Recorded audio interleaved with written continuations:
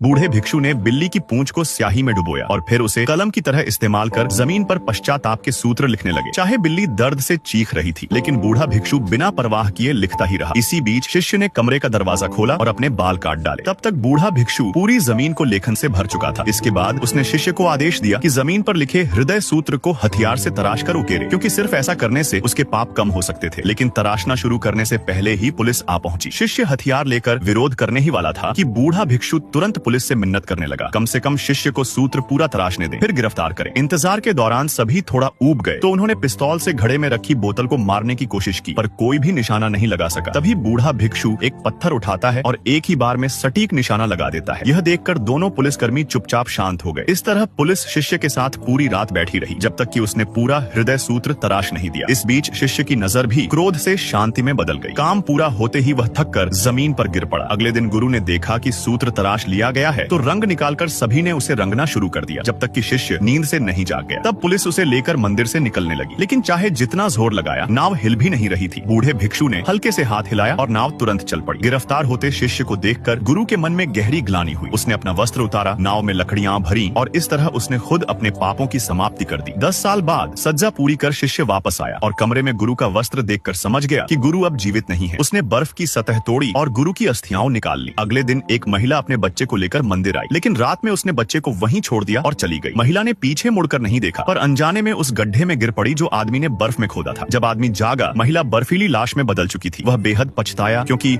उसकी खोदी हुई बर्फ की खाई में एक निर्दोष की मौत हो गई थी। फिर उसने अपनी पीठ पर पत्थर लाद लिया और सच्चे मन से अपने पापों का प्रायश्चित करने निकल पड़ा। वह पहाड़ की चोटी तक चलता रहा। भले ही उसके पैर लहूलुहान हो गए, लेकिन उसका पश्चाताप नहीं रुका। चोटी पर पहुंचकर उसने बुद्ध की मूर्ति रखी और गुरु द्वारा सिखाया गया हृदय सूत्र मन ही मन दोहराने लगा।